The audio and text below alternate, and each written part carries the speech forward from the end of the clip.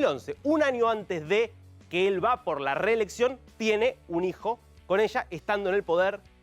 Sin embargo, en 2012 fue a las urnas y perdió contra François Hollande. No pudo obtener la reelección. Un caso que más cercano, si querés, al de Boris Johnson no sabemos porque no fue a las urnas, él sí, donde claramente el hijo no le sirvió. Ya había bastante antipatía respecto de la figura de Sarkozy. Le tocó, es verdad, gobernar en un momento complicado, toda la crisis económica financiera que siguió a la caída de Lehman Brothers, que golpeó mucho la economía francesa, y un hijo que de poco le sirvió al presidente francés.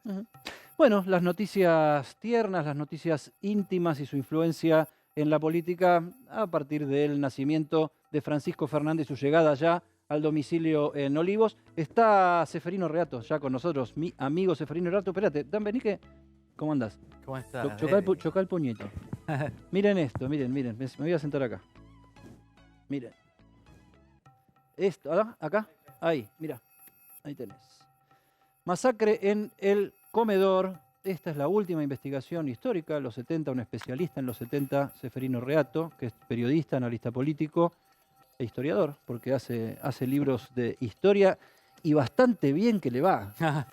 Ceferino, antes de entrar a la bomba de Montoneros en la Policía Federal, el atentado más sangriento de los 70, masacre en el comedor, ¿influye en la política, puede influir positivamente en la política una noticia tan tierna, intimista y humana como el nacimiento de un chico? Yo creo que en general sí influye, pero Alberto Fernández está bastante deteriorado. Yo que él me pondría contento si el nacimiento del hijo me ayuda a terminar bien el gobierno. Creo que hay que pensar en transitar bien estos meses que son largos, la situación es muy complicada, la inflación, las peleas dentro de la coalición oficialista, ¿verdad? La pelea entre Cristina, Alberto. Pero creo que esto lo puede ayudar, le va a dar una oportunidad de hablar de otras cosas. Eso está muy bien, además los chicos siempre traen vida, vienen con un pan bajo el brazo. Sí, puede ser. El tipo tiene que ser optimista. ¿Cómo no? El tema es que el pan se pueda multiplicar un poco, ¿no? Porque si es solamente un pan que se ve en una foto de una reunión en Olivo, estamos jodidos. No, hay que hacer muchas cosas. Lo de la inflación, el índice fue tremendo, ¿no? Un golpazo. Un golpazo, porque además nos agarra esta caída del consumo, que se siente a todo nivel, nos agarra después de las vacaciones. Nosotros creo que cambió bastante el consumo con la pandemia, es un consumo más inmediato, no es que podamos ahorrar tanto, entonces gastamos más, me parece a mí, y nos agarra con la tarjeta, digamos, totalmente desfondada en general, ¿no? Creo, después de la fiesta de las vacaciones. Creo que está complicado. Otro de los debates, poneme, Cari, si podés la tapa de PQS de hoy, porque es uno de los debates. Ayer Cristina dijo, por si tenés la banda y el bastón no te creas que tenés mucho poder. Cosa que a mí no me sorprendió tanto, porque Cristina había hecho había sacado esa conclusión varias veces, incluso cuando gobernaba ella, ¿no? Que estuvimos reproduciendo hace un ratito.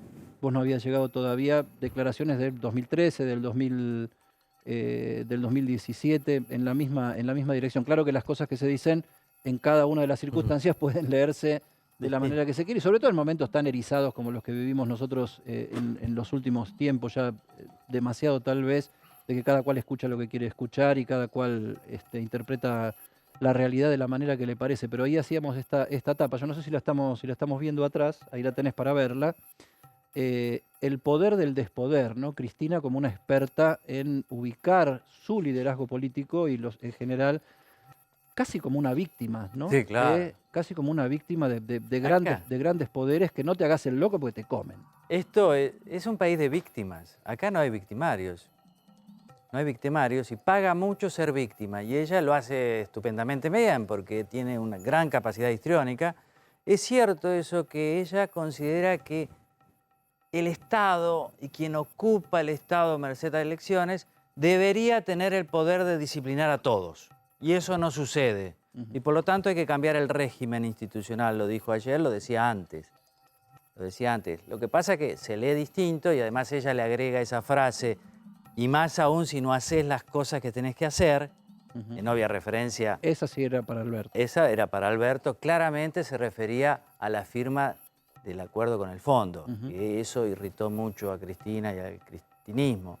Y le reprochan. Pero lo otro yo creo que es hasta más profundo, y diría yo más peligroso, que es esa idea de que hay que refundar el sistema institucional. Porque me parece que ella avanza hacia una idea autocrática. Ella no habla de eso. Sí.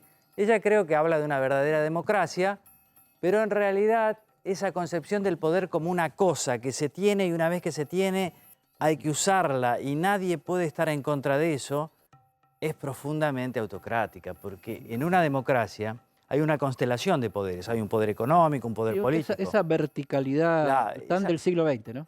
Sí, esa verticalidad explica por qué en el cristianismo Putin, por ejemplo, es una figura que respetan.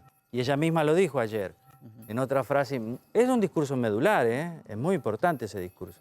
No hay que quedarse solo con la moralina de que fue un bochorno por el escenario. Es medular porque si estábamos esperando que ella hablara, ahora no podemos decir es un bochorno, digamos. Analicemos, es un bochorno.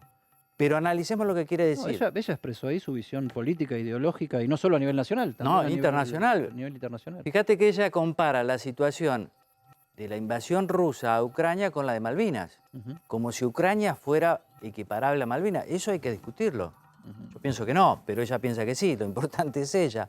Quiero decir, también los periodistas habló, dijo todo, es eso, analicemos eso.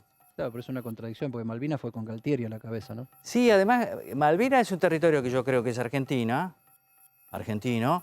pero no es Ucrania. Ucrania es un país con fronteras establecidas. Tu especialista en internacional lo va a explicar mejor. Está reconocida por todas las Naciones Unidas. Tiene un gobierno democráticamente elegido. Tiene un sistema un Estado de Derecho. No es lo mismo que Malvinas. Para nosotros podría ser, pero no es lo mismo. No, geopolíticamente, claro. Institucionalmente, no es lo mismo. Seferino, vos varias veces le agradeciste a los Kirchner haberte dedicado a contar la historia de los 70. ¿Por qué? No, yo llego a los 70 marginalmente. Tenía tiempo en el trabajo que hacíamos, ¿te acordás? En Perfil, que salía una vez en el diario. Cuando era del domingo. Claro, el domingo, tenía tiempo y digo, voy a escribir sobre algo que me gusta. Los 70 siempre me gustaron, era una clave que ya había sido utilizada en el 2005-2006 por el kirchnerismo, o los periodistas más afines al kirchnerismo, el relato, y yo elegí algo distinto, ¿no? También en clave perfiliana, que los perfilianos siempre van en contra de la corriente, ¿verdad? A veces no, pero a veces sí. Y elegí un hecho que involucraba a un peronista duro, sindicalista de derecha, negro, como Rucci, que apenas había terminado el 5º año de la... Sí, Operación Traviata, gran libro, gran investigación. Y después me fueron pidiendo esta... Difícil de hacer aparte, porque te metías en el gran conflicto del peronismo entre Perón y Montoneros, ¿no? Claro, y además entre montoneros y sindicalistas. También. Y los sindicalistas eran todos kirchneristas, entonces lo de la World más. Y estaba Moyano, que menos mal que se peleó un rato con Néstor Kirchner y me ayudó a hacer prensa de alguna manera indirecta. Siempre hay que ver esas cosas, ¿no? Pero los Kirchner reivindicaron los 70 de una manera sesgada. Yo creo que sí, además, vista, ¿no? Pero es un relato.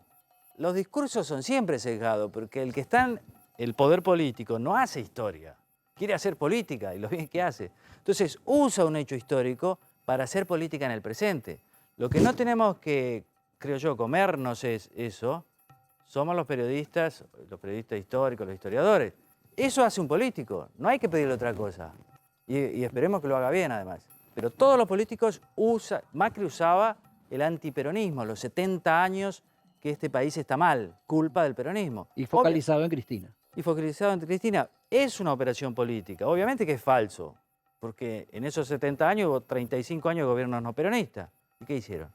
Entonces, pero eso un político lo hace. Entonces, los Kirchner traen de nuevo el tema de los 70 ahora, porque Cristina se la pasa hablando en clave de los 70, porque Máximo dice que son los herederos de Montoneros, porque el secretario de Derechos Humanos dice que ellos son los herederos de los montoneros buenos, es decir, no los jefes, sino los otros, y están todo el tiempo así.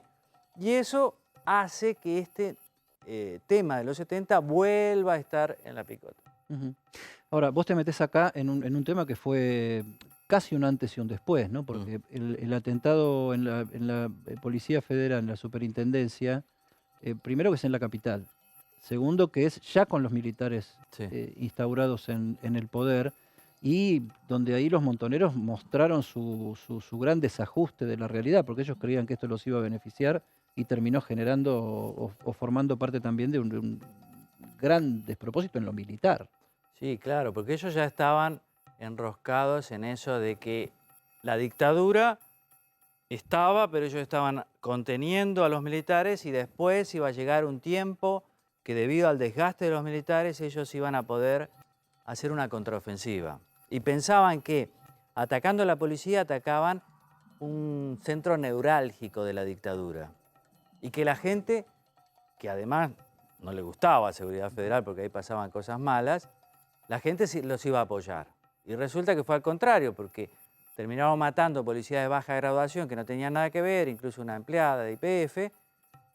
Y además es un acto claramente terrorista. Yo no uso esa palabra en mis libros, vos lo sabes bien, porque yo creo que yo tengo que tratar de llegar a todos.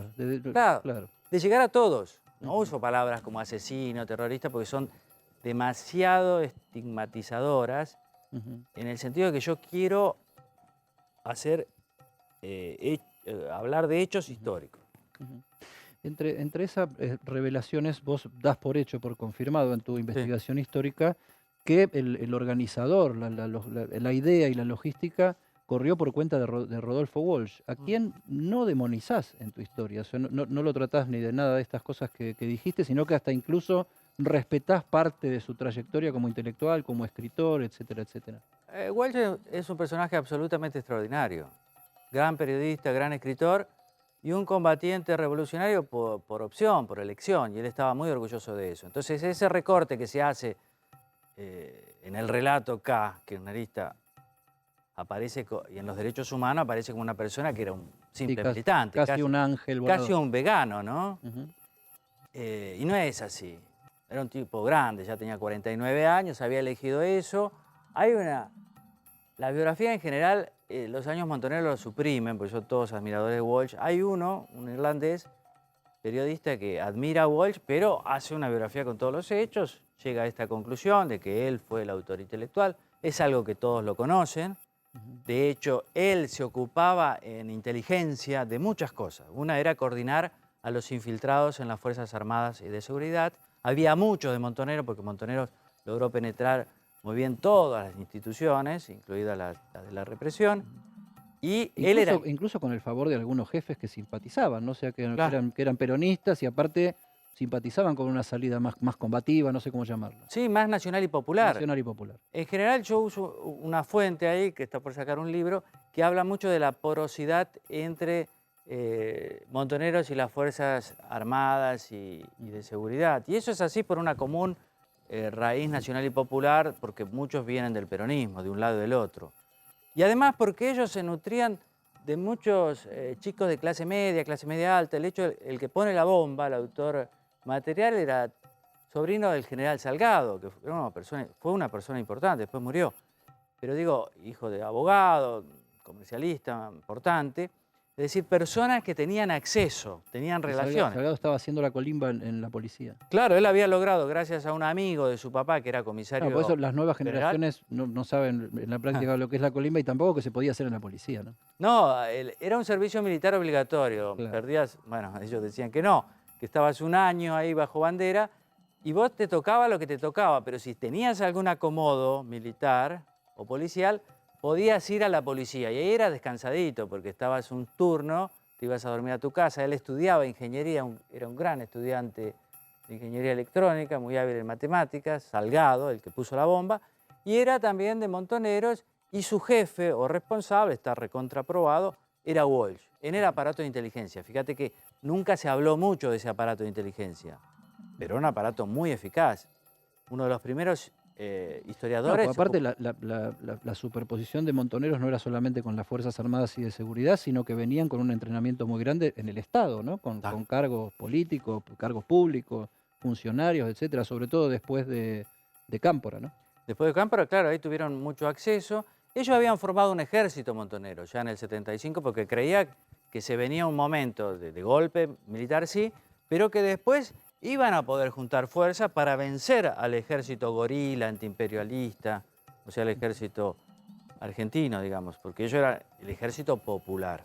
Y tenían un aparato de inteligencia. Todos los aparatos de inteligencia del mundo son iguales. Todos detectan blancos, informan sobre blancos. Si vos querías secuestrar a una persona, montonero a los BOR, ¿a quién le encargaba? Al aparato de inteligencia, no le iba a encargar a mí. ¿Cómo hago esto? Claro, Quiero hacer esto, ¿cómo lo hago? Andá, seguilo, establece una rutina, por dónde va, dónde conviene secuestrarlo. En el caso del atentado, la orden era atacar a la Policía Federal. Ellos tenían un infiltrado en el Departamento Central de Policía, este joven Salgado, pone la bomba. El autor material está probado, es Salgado, el autor intelectual es su jefe. Su jefe que después lo saca, de ahí lo manda a otro lado, que le dice a su pareja hay que cuidarlo, mató a muchas personas, que sigue manteniendo una relación casi paternal con Salgado y que Salgado después lo captura, la Marina lo secuestra salvajemente y le arranca los datos para emboscar a Walsh. Al propio Walsh. Entonces cierra todo el círculo. La Marina, que también, incluso en la ESMA, reclutó jefes montoneros, incluso para movidas previas a Malvinas, ¿no? O sea, como el caso de Nicoletti, que tenía la misión de ir a Gibraltar a atentar contra una fragata británica. Nicoletti es un personaje que no salió después, ¿no? Que vive, es una fuente, Alfredito. Y Alfredito estuvo en todas estas cosas porque era muy buen buzo, experto en explosivos, sabía mucho de esas cosas, era audaz. Había toda una marea juvenil, porque yo aprovecho también la cuestión de Salgado para ver por qué tantos jóvenes se hacen montoneros. Trato de explicarlo en su contexto. Yo no estoy para decir esto está mal, está bien. El lector después que diga lo que diga. Pero eso lo he hecho en todos mis libros. Por eso yo respeto a Walsh en su contexto para explicarlo, nunca para justificar. Ahora, un Walsh que tiene una formación, porque es un nombre bastante emblemático, sobre todo los estudiantes de periodismo mencionan, leen a Walsh, porque tiene grandes libros. ¿Cómo es la formación de Walsh y cómo es su técnica de investigación periodística? Walsh es un personaje muy inteligente, muy lúcido. Él primero desde el punto de vista... no viene de la izquierda originalmente. No, él viene de la derecha nacionalista germanófila, por no decir nazi, de las cruzadas nacionalistas, y después sea antiperonista. Formado aparte en colegios irlandeses que tienen esa educación tan vertical y tan dura, ¿no? Claro, con familia al tío Marino. Y él después va desplazándose hacia la izquierda, hacia el peronismo, pero siempre es peronista desde el marxismo, sabiendo que el pueblo es peronista. O sea, él hace ese viraje antes de hacerse peronista. Él primero es marxista y después se va al peronismo. Claro, pero se va al peronismo como le dice después a Bayer, mire, yo estoy acá porque el pueblo es peronista. Hace ese centrismo que era tan común desde la izquierda hacia el peronismo. Ahora también va. Pero, viste, siempre el peronismo es como un elefante sin cerebro para la izquierda, entonces tratan de coparlo. Entonces él hace eso, pero en ese tránsito, él conoce un montón de gente. Saca su primer gran libro, Operación Masacre, ya en el 57. Es un tipo famoso en los 70.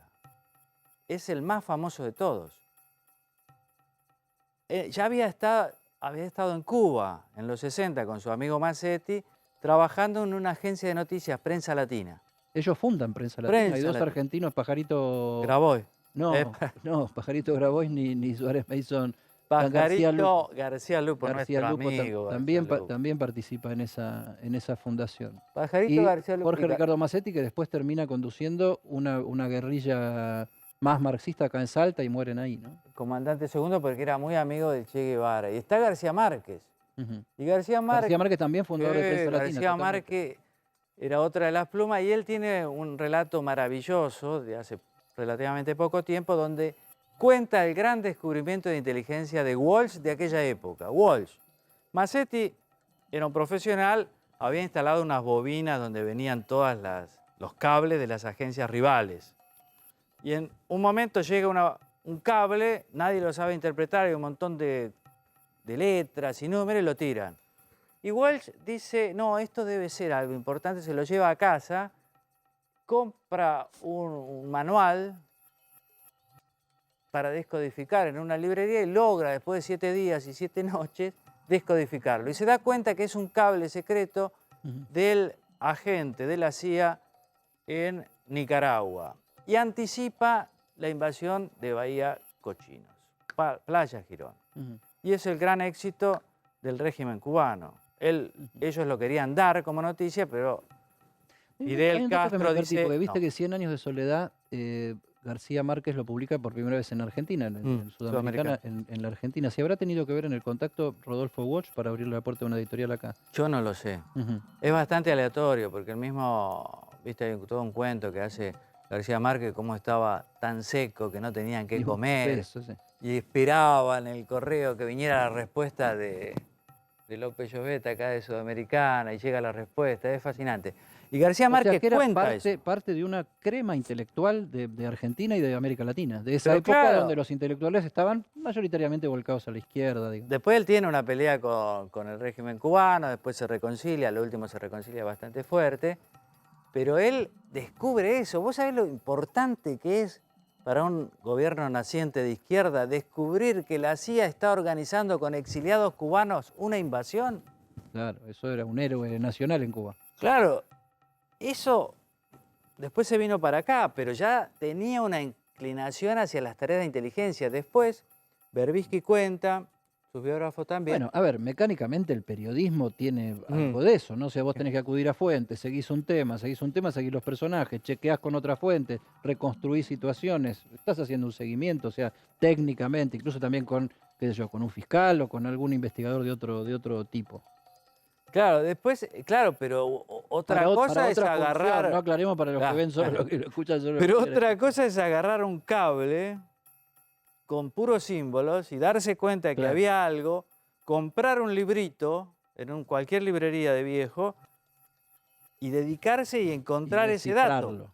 Descifrarlo. Entonces el tipo después cuenta muy bien Berbisky cuando ellos estaban en otra fuerza guerrillera, la FAP, Fuerza Armada Peronista, que de casualidad... Que es una de las vertientes de Montoneros. Claro, de casualidad te estaban mirando Mirta Legrand, creo, y les entra en el televisor un 222 llamando, y era un móvil policial. Entonces ahí empieza Walsh a desarrollar toda una técnica para decodificar los mensajes de los móviles policiales.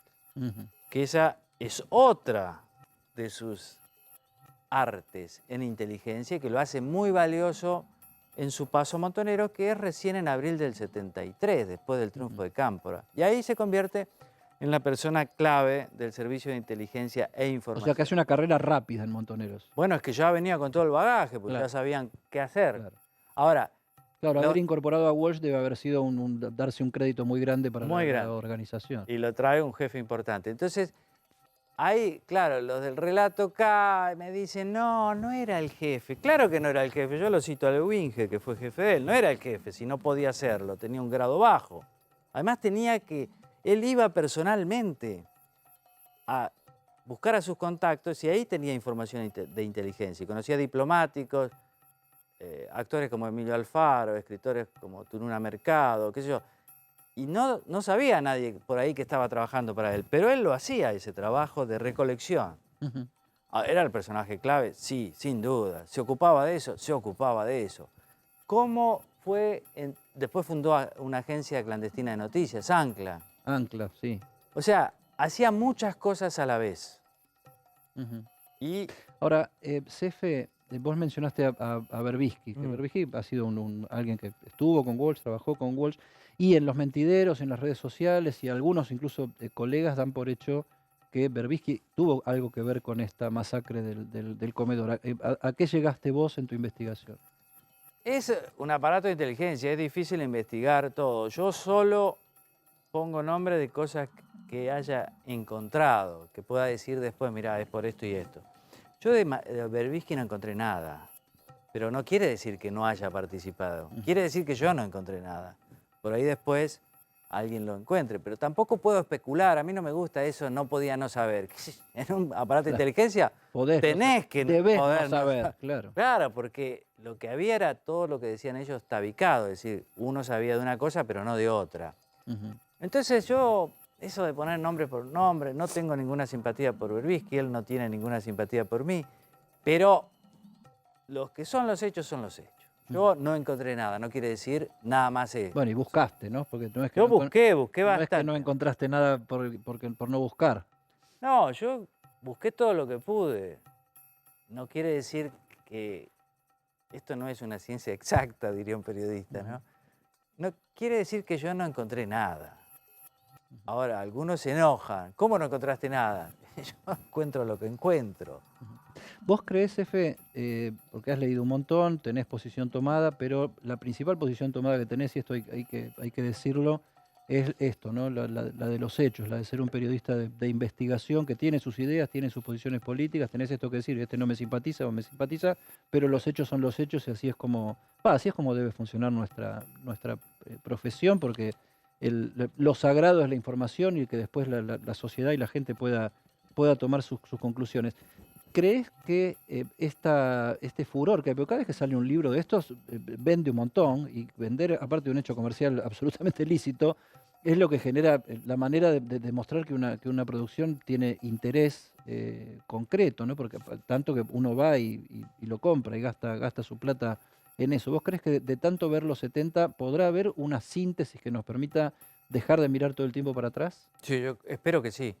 Yo creo que mientras mantengamos ocultos algunos hechos y una hipermemoria sobre otros, siempre va a ser una mochila, porque esto no es una travesura infantil. Son 23 muertos, es el atentado más sangriento de los 70.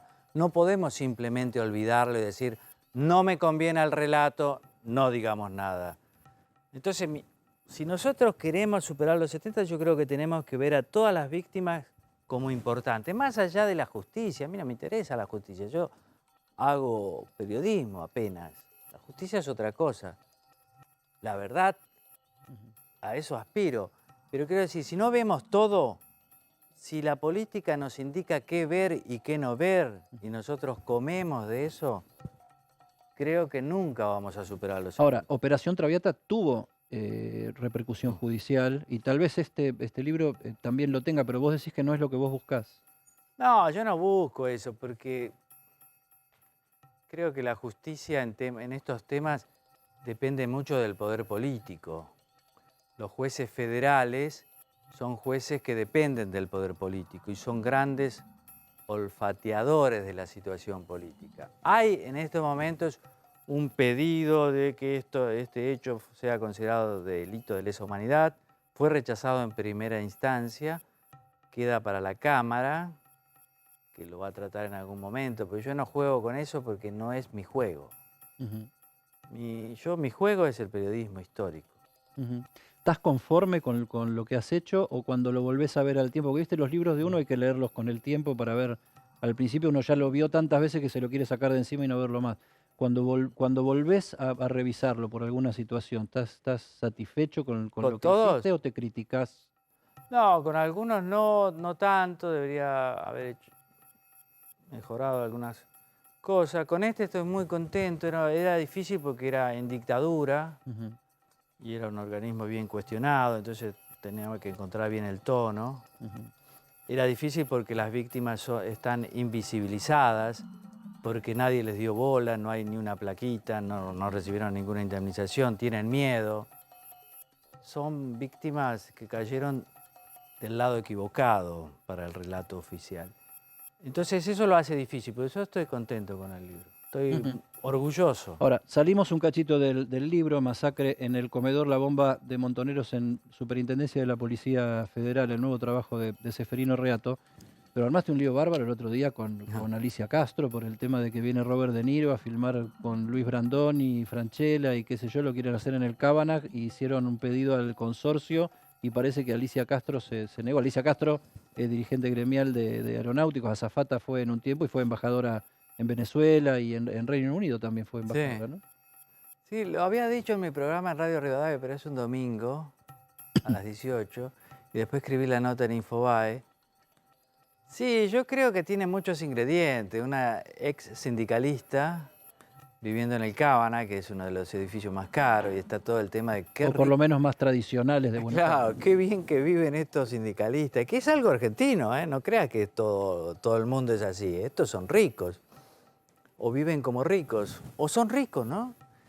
Eso, y el tema del cábana, y esta idea de que viene De Niro, que es como una gloria, y hay un grupo de vecinos que dice, sí, claro, pero esto es patrimonio histórico, y ellos van a usar, hay que cobrarles. Disney, que es quien hace la serie, pone la plata. Claro, los vecinos son argentinos y dicen, es Disney, vamos a cobrarle bien. Le piden 35 millones de pesos por 2 semanas, que son $180.000, que es plata, ¿no? Y Disney le ofrece 5. Y ellos se indignan y dicen, no, de ninguna manera. Entonces yo decía hoy en la radio, hay mucha gente anticá que dice que el problema son los pobres y los planeros. Yo creo que no. O en todo caso no son solo los planeros. Son los ricos también, y somos nosotros, las clases medias. Este es un país que tiene un problema. Fíjate que viene Robert De Niro a Argentina. Tenemos que estar contentos, ¿no? Lo muestra Buenos Aires, muestra Argentina, por ahí se va a Calafate, qué sé yo, mostrará al Calafate. Si fuera a Venecia, a Roma, yo no creo que los vecinos quieran afanarle a Disney $180.000 de acá, $180.000 de allá, salvarse. O sea, nosotros estamos como... Hay una enfermedad ahí acá, Disney también negoció, ¿no? Porque le pedís un montón de plata y decís, no, yo te pago 5.000. Pero es que son los presupuestos. ¿Cuánto le podés cobrar por usar los palieres? ¿Viste? Déjenme. Yo no sé. Ahora, entonces, ¿qué lograron? Los de Cábana dijeron, no, Reato, no es así. Es que nosotros no podemos autorizar alquileres temporarios. Es mentira total, ya estaban alquilados los 2 departamentos, hay un montón de departamentos vacíos. Mentira total. Entonces hay otro consorcio que ya están haciendo fila. Se va a hacer la película. Pero lo de Alicia Castro, que no le molestaba tanto De Niro, le molestaba Brandoni, porque Brandoni es del PRO, del Radical, que es Juntos por el Cambio, y ella hace micromilitancia hasta en eso, digamos. Es kirchnerista, los kirchneristas son tosudos, ¿no?